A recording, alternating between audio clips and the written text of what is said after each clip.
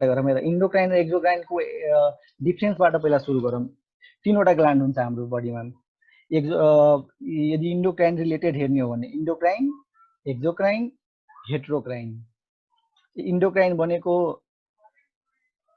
Ductless gland यो वर्डमा ध्यान दिनु मेरो इन्डोक्राइन भनेको डक्टलेस ग्ल्यान्ड भनेको डक्ट छैन भने सेक्रेसन कहाँबाट गर्ने आफ्नो ओरिजिनल साइटबाट गर्ने कहाँ पुर्याउने डिस्टेन्ट अर्गनमा पुगाउने कसरी पुर्याउने ब्लड थ्रुले पुगाउने so are you getting my point मैले के भन्न कोसिस गरिरहेको छु जस्ट मेरो वर्डमा फोकस गर्नु म के भनिरहेको छु त्यो तिमीहरूलाई इम्पोर्टेन्ट हुन्छ र मेरो हरेक वर्ड जुन म फोकस गरिरहेको छु त्यो हरेक वर्ड एमसीक्यू हो र त्यो एमसीक्यू गर्दाखेरि तिमीहरूलाई सजिलो होला पछि र त्यही सेम एमसीक्यू नै होला क्या त्यो कुराहरू त्यस कारण हेर एक्जोक्राइन ग्ल्यान्ड भनेको duct with duct gland like salivary gland हाम्रो हुन्छ नि 3 pairs parotid gland sublingual gland submandibular gland हाम्रोमा ऱ्याबिट्समा 4 पेयर्स त्यो सबै यो एक्जोक्राइनहरू ग्ल्यान्डहरू भयो त्यसपछि तिम्रो यो ग्यास्ट्रिक ग्ल्यान्ड इन्टेस्टाइनल ग्ल्यान्ड यो सबै एक्जोक्राइन ग्ल्यान्डहरू भयो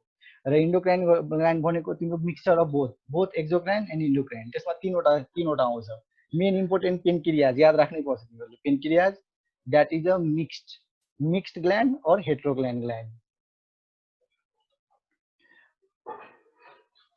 just got that point pancreas is a heterocline gland mixed gland यो एउटा एमसीक्यू हो तिमीहरूले सल्भ गर्नुपर्छ पछि ठ्याक्कै यही एमसीक्यू हो pancreas ovaries and testes these are the heterocrine gland now our endocrine gland भयो भने endocrine gland ले के निकाल्ने हार्मोन निकाल्ने र एक्जोक्राइन ग्ल्यान्डले के निकाल्ने इन्जाइम निकाल्ने त पहिला कमन कुराहरू हेरौँ दुवैको एक्जोक्राइन ग्ल्यान्ड इन्डोक्राइन ग्ल्यान्ड दुवैले एउटाले हार्मोन निकाल्ने एउटाले इन्जाइम निकाल्ने त्यसको मिनिङ के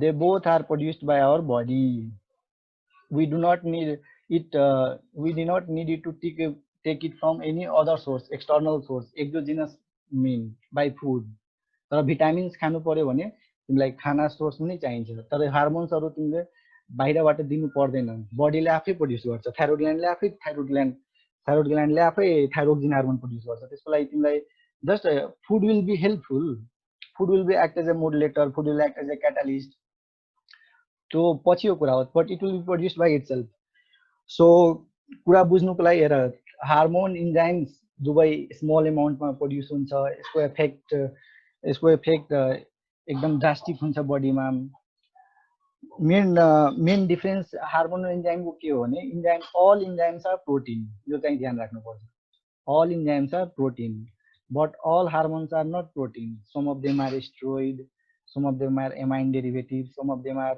protein derivatives some of them are lipid derivatives so यो कुरा थाहा हुनुपर्छ तिमीहरूले र त्यसपछि आउ हामी फर्स्टमा तिम्रो हाइपोथ्यालमस पहिला नेमिङ गर्छु तिमीहरूलाई हाइपोथ्यालमस यो पनि इन्डोक्राइन ग्ल्यान्ड हो pituitary gland thyroid gland thymus gland suprarenal gland त्यसपछि pineal gland parathyroid gland heart kidney adipose tissue and some part of digestive tract plus यो तिम्रो टेस्टिस एन्ड ओभरिज पनि गोनाड्सहरू जस्ट अहिले हामी हेरौँ कुन हार्मोनले के निकाल्छ जस्तो कि यो कुरा ध्यान दिनु हाइपोथ्यालमसले all type of releasing hormone निकाल्छ all type of releasing hormone pituitary ग्ल्यान्डले कस्तो निकाल्छ अरे all type of stimulating hormone stimulating either in terms of thyroid stimulating hormone और ACTH or FSH LH all type of stimulating hormone just keep in your mind stimulating hormone all the stimulating hormones are produced by pituitary gland and what about hypothalamus all type of releasing hormones are produced by hypothalamus means thyroid releasing hormone gonadotropin releasing hormone any type of releasing hormone main we need to think this about the hypothalamus is it is a master gland pituitary gland is a master gland because it controls all the functions and activity of other endocrine gland whereas hypothalamus is the master of master gland because it controls because it itself controls the activity of pituitary gland. That's why pituitary gland is under the control of hypothalamus, and all other endocrine glands are under the control of pituitary gland. That's why pituitary gland are known as master gland. It is one of the smallest endocrine gland in our body. So smallest भन्दाखेरि अब smallest को कुरा गरौँ. Smallest bone कुन हो? Steps. Smallest muscles कुन हो? Stapedidas. त्यसै गरी just I want to give you a hint. If something like smallest, longest, largest आयो भने त्यो रिलेटेड सबै कुरा थाहा हुनुपर्छ. जस्तो कि thyroid gland is one of the largest endocrine gland. Thymus भनेको तिमीहरुको puberty सम्म हुन्छ. Puberty सकेपछि जान्छ यो. Puberty सम्म किन हुन्छ? Puberty सम्म पुग्नलाई तिमीले सेक्सुअल म्याचुरिटी पाउनलाई प्लस तिम्रो इम्युनिटी टी सेलहरु हुन्छ नि, टी सेलहरु तिम्रो थाइमसमै गएर सर्कुलेट भएर म्याचुरेसनमा आउँछन्. बडीमा हाम्रो दुईटा सेल हुन्छ नि इम्युनिटीको लागि, specially B cell T cell. र टी सेलहरु तिम्रो T4 थाइमस. टी सेल भनेको थाइमसमा गएर टी सेल म्याच्योर हुने हो. सो यो पनि एउटा एमसीक्यू हो तिमीहरुको लागि कि which gland undergo atrophy after the puberty? That is thymus gland. So you must know this. त्यसै गरी सुप्रारिनल ग्ल्यान्ड, इमर्जेन्सी ग्ल्यान्ड भनेर चिन्छौँ हामीले सुप्रारिनल ग्ल्यान्डलाई. Emergency gland, suprarenal gland. त्यसपछि पाइनियल ग्ल्यान्ड, थर्ड आई पनि भन्छ हामीले. त्यसपछि पाराथाइरोइड ग्ल्यान्ड जस्ट साइडमा हुन्छ थाइरोइड ग्ल्यान्डको, हार्ट. त्यसपछि kidney, adipose tissue, digestive tract. So let's come to now गोनाड्समा पनि टेस्टिज, ओभरिजहरु. ल यो हेरौँ अब.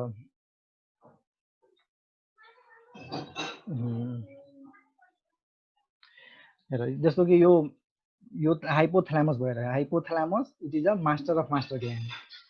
This is pituitary gland which is the smallest endocrine gland which is located in a sella turcica of sphenoid bone.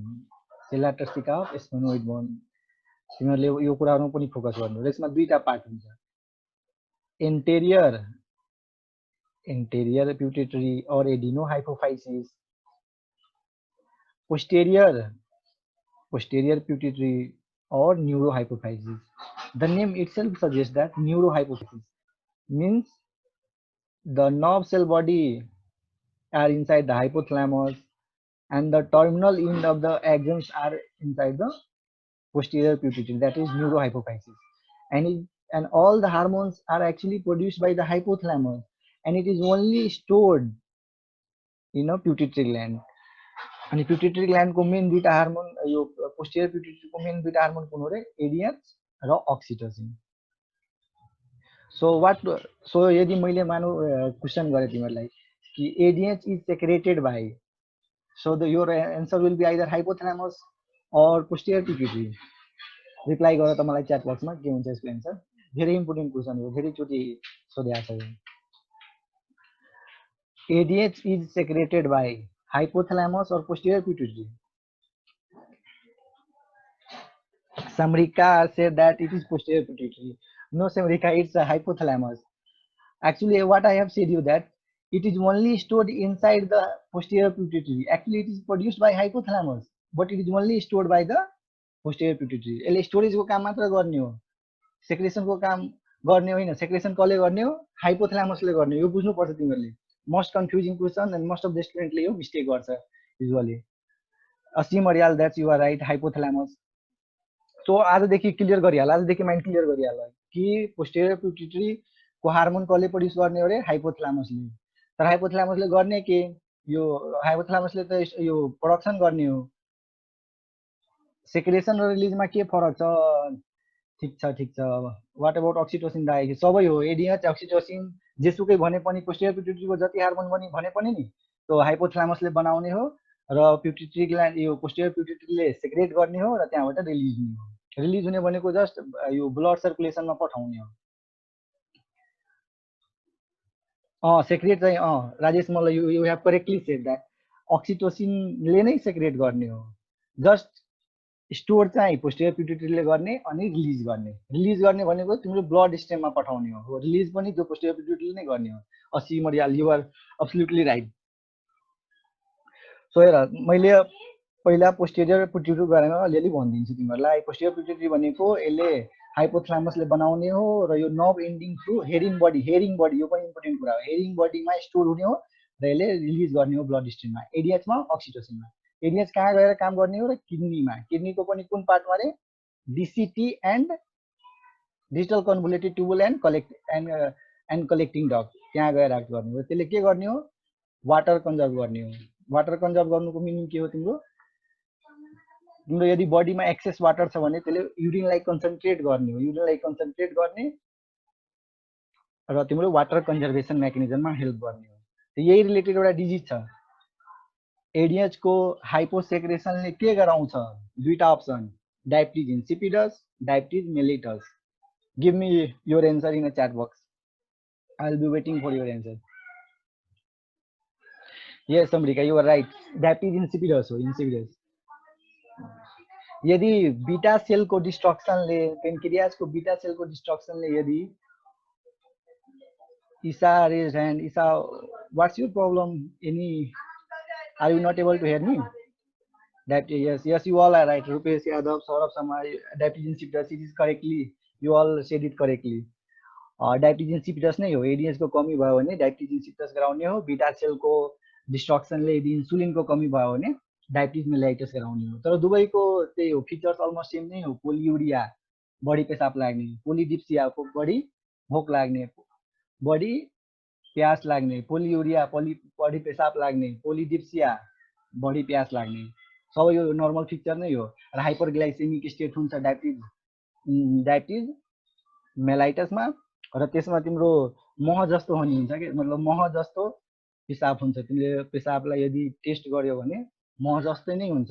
केमा diabetes मेलाइटसमा इन्सिपिडसमा होइन। इन्सिपिडसमा फेरि केही हुन्न त्यो साल्टलेस हुन्छ त्यो टेस्टलेस हुन्छ तिम्रो युरिन। डायबिटिज इन्सिपिडसको युरिन कस्तो हुन्छ रे टेस्टलेस हुन्छ। तर डायबिटिज मेलाइटसको युरिन कस्तो हुन्छ रे मेलिटस मिन्स मह जस्तो। Are you able to get my point? Just comment me in a box. गुलियो हुन्छ सिनियर यार जस्ट राइटली सेड। कुरा बुझिरहेछौ तिमीहरूले?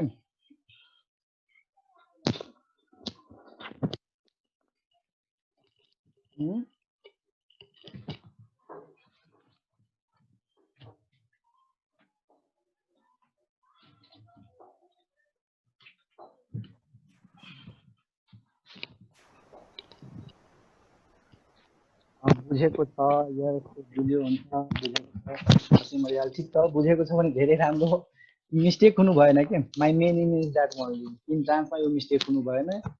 हो एडिया जस्तो कि तिमीले रिनल हामीले रिनल डिस्कसन गर्दा पनि यो कुरा आउँछ पछि पछि। त्यसकारण अहिले नै बुझिराख। ल एडिएचको कुरा सक्यो। अब ल अक्सिटोसिनमा जाउँ। अक्सिटोसिनलाई 3-4 कुरा भन्ने हो। Oxytocin is a love hormone plus it acts on two main sides mammary gland and uterus.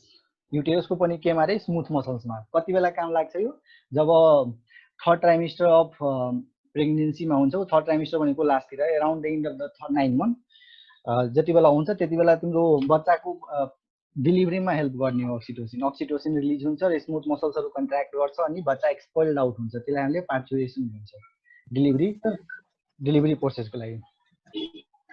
So first काम तिम्रो भयो तिम्रो के भने स्मुथ मसल्सको कन्ट्र्याक्सनमा हेल्प गर्ने कसले रे अक्सिटोसिनले। केमा स्मुथ मसल्स कसको स्मुथ मसल्सलाई युटेराइनको होइन युटेरसको स्मुथ मसल्समा यसले कन्ट्र्याक्सनमा हेल्प गर्ने हो। र नेक्स्ट कुरा तिम्रो ब्रेस्टमा काम गर्ने हो। ब्रेस्टमा कसरी काम गर्ने हो त ब्रेस्टमा तिम्रो आफ्टर प्रेग्नेन्सी बच्चा डिलिभर हुन्छ। डिलिभर भएपछि के हुन्छ रे जब बच्चाले आमाको दुध सक गर्छ त्यसपछि त्यसले रिलिज गराउने हो। यो पनि इम्पोर्टेन्ट कुरा हो। मिल्क रिलिज कसले गराउने हो